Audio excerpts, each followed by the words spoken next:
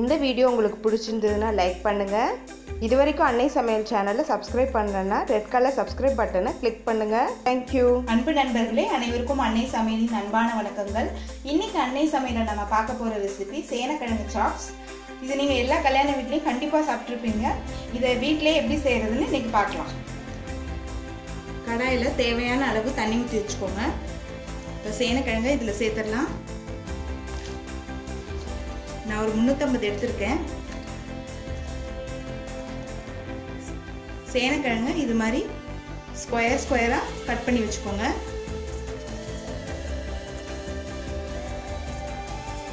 இதில் கொஞ்சம் உப்பு சேர்த்துக்கலாம், கொஞ்சம் மஞ்சள்தூள்,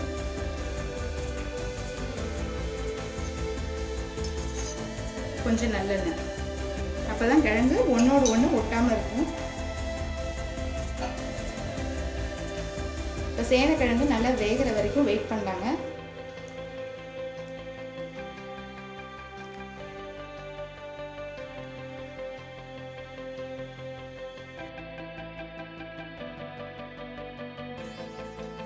ஒரு 10 நிமிஷம் கழிச்சு பார்த்தீங்கன்னா கிழங்கு நல்லா வெந்துருச்சு. இப்போ இதை கிழங்கு மட்டும் எடுத்து தனியாக வச்சுக்கோங்க. இந்த தண்ணியை யூஸ் பண்ண வேண்டாம், ஏன்னா நாக்கு அரிக்கும், அதனால தான் சொல்கிறேன். இப்போ கிழங்கு மட்டும் எடுத்து தனியாக வச்சிடலாம். ஒரு கடாயில் தேவையான அளவு நல்லெண்ணெய் ஊற்றி வச்சுக்கோங்க. முதல்ல ஒரு பட்டை, ஒரு டீஸ்பூன் சோம்பு,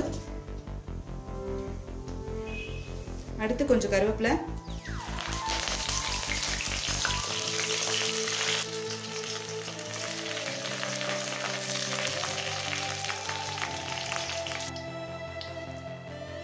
அடுத்து 2 பெரிய வெங்காயம்,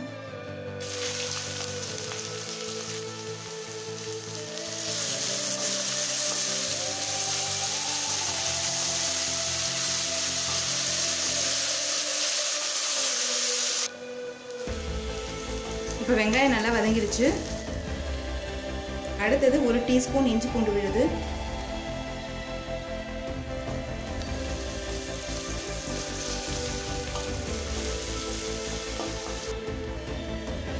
அடுத்தது ஒரு தக்காளி,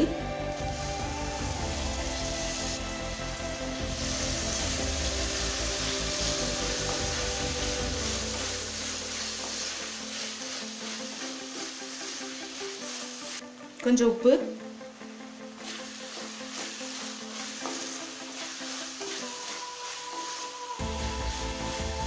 சேனக்கிழங்குலே நம்ம பாதி உப்பு போட்டுட்டோம், அதனால இப்போ பாதி உப்பு மட்டும் போட்டால் போதும். இப்போ தக்காளி நல்லா வதங்கிடுச்சுங்க. அடுத்தது கொஞ்சம் மஞ்சள் தூள், 2 டீஸ்பூன் மிளகாய் தூள்,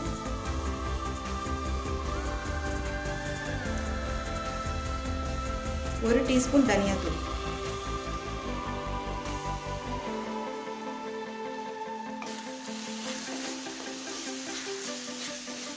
ஒரு 2 நிமிஷம் ஸ்லோலே இருக்கட்டுங்க, மிளகாத்தூள் வாசனை போகிற வரைக்கும்.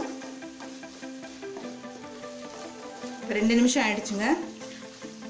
எண்ணெயும் சைடில் பிரிஞ்சு வந்துடுச்சு. இப்போ வேக வச்சு சேனக்கிழங்கை இதில் சேர்த்துக்கலாம்.